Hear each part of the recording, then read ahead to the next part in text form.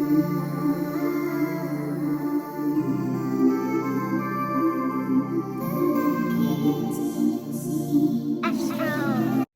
y'all, what's up? It's kind of dark, you guys. It's very overcast right now in Houston. We're experiencing our first cold front of the year, so it's been raining a lot, so my apologies for the darkness. But hey y'all, what's up? So this is going to be a SunRay Speaks, okay? And this is going to be titled, God Will Always Look Out for You. Y'all know I gotta repeat it. God will always look out for you. So what I wanted to share with you guys today was kind of a funny story almost, just with how God really looked out for me. I was sharing it with one of my friends this morning, and I was like, I think that you guys will also be encouraged by it. So let me just tell y'all. Oh, look, y'all, I got my WrestleMania shirt on. Hey. So long story short, y'all, in my last relationship, and I'll be releasing like my full testimony very soon. But anywho, in my last relationship, God had me in a relationship last year, like around like April, right? And this person moved out in June. Now, one of the reasons why I stayed in this relationship so long was because I was like, well, God, like, although I was the one that had most of the money, I still was just like, kind of somewhat reliant on the extra income from this person that was coming in, even though it was not much, right? So God was like, you're going to have to rely on me. So when this person left, it came July. July, my rent was due. At the time, my rent was $630. I think I probably only had $200 to my name, right? And so, or 300, something like that. And I'm just like, God, like, I need money, right? So this person, they owed me at least, like, they owe me way more, but I was just like, just give me $800 and just call it a done deal, like, whatever. So this person was like, okay, like, when I get my taxes back, I'm gonna give you the money. So at the beginning of June, like not too long after this person left, the checks came in. It was totaling to at least almost $3,000. So I forwarded the checks to the person and whatnot, and I was like, hey, like, are you gonna send me my money? And my ex was like, yeah, I'm gonna send it to you, right? And so they were telling me they were gonna send $600 at first, right? So I'm just like, oh, my rent will be covered. Keep in mind, you guys, the number 600. So this person, out of spite, was like, okay, I'm gonna send you the 600. But on the day when the money was supposed to be sent, they only sent me 200, right? And I was just like, yo, like, I have like my rent to pay. I think I probably only had like $100, yeah, because they sent 200. And so I was like, yo, I have like my rent to pay. Like, you said you were going to send all of this. You just got all of this money. Well, I'm trying to get my car. I'm trying to do this. Ask one of your friends for the money. Straight like that. And y'all, I was getting ready to go in on this person. Not to mention, I had access to this person's bank account, right? So in that moment, I was like, God, I'm about to transfer this money over. They got me messed up. And God was like, don't you do it. Don't even say nothing back. Because I could be crazy with my mouth, right? So I was like, you know what, God, I ain't gonna do nothing. So shortly thereafter, or either the next day, one of my close friends at the time, his name's Casey, he had called me. We're on FaceTime just talking and stuff, and he's like, Netta, like, what's, because my friends call me Netta, what's wrong? And I was like, nothing, I'm good. And he was like, bro, you are not your usual self. So I know, because I'm always so ha ha ha. So when I'm just real low energy, people know that something's wrong with me.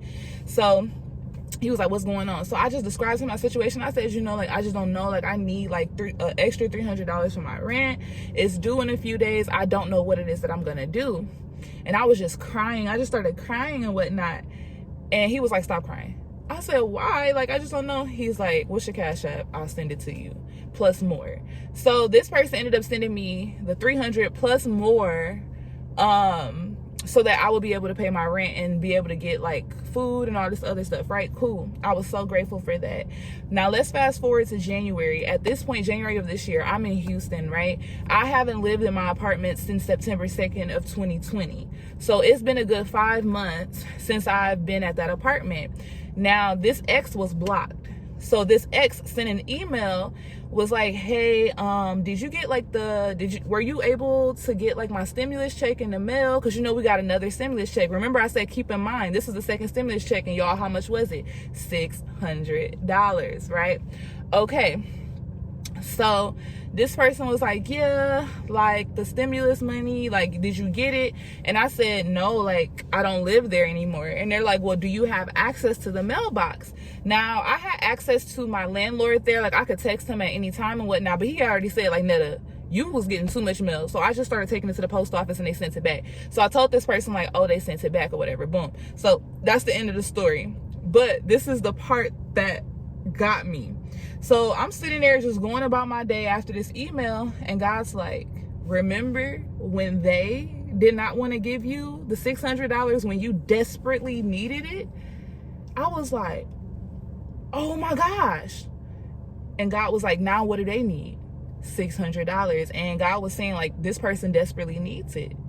So do you see how I take care of you? I will not let anybody come against you. There's this thing where, if someone is meant to help you and they have the ability to help you and they don't want to help you, God will send someone else in that is willing to help, right?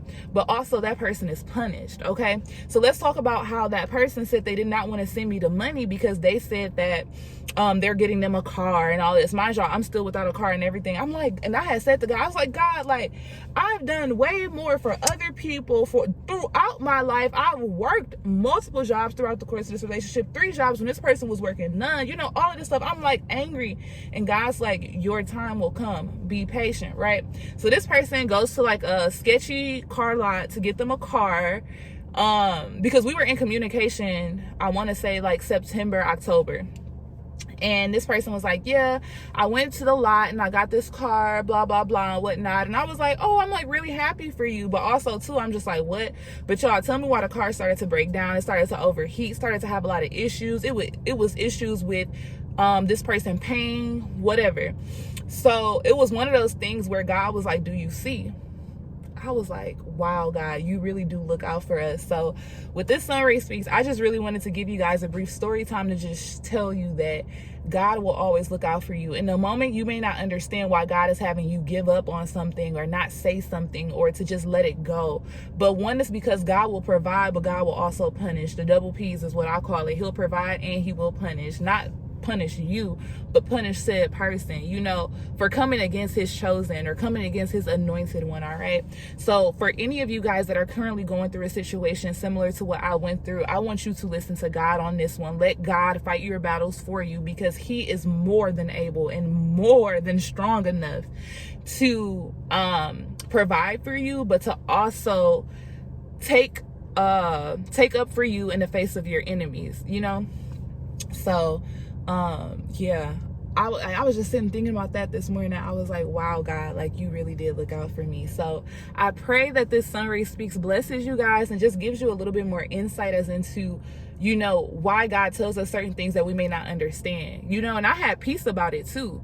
And so I'm just so grateful my friend Casey came through for me, and I'm grateful that God taught me that lesson, because it made me more reliant on him and to trust him, because it was like, whoa, a full circle moment.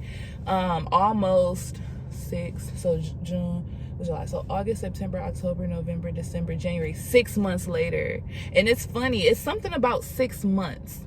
I don't know what that is, but I always get like a full circle moment every 6 months or every 3 months, something like that, or 9 months, 3, 6, 9. But anywho, you guys, I pray that this blesses you. It is kind of a long video. It is 7:55. I got to be inside of work at 8, so let me clock in and I'll talk to y'all later.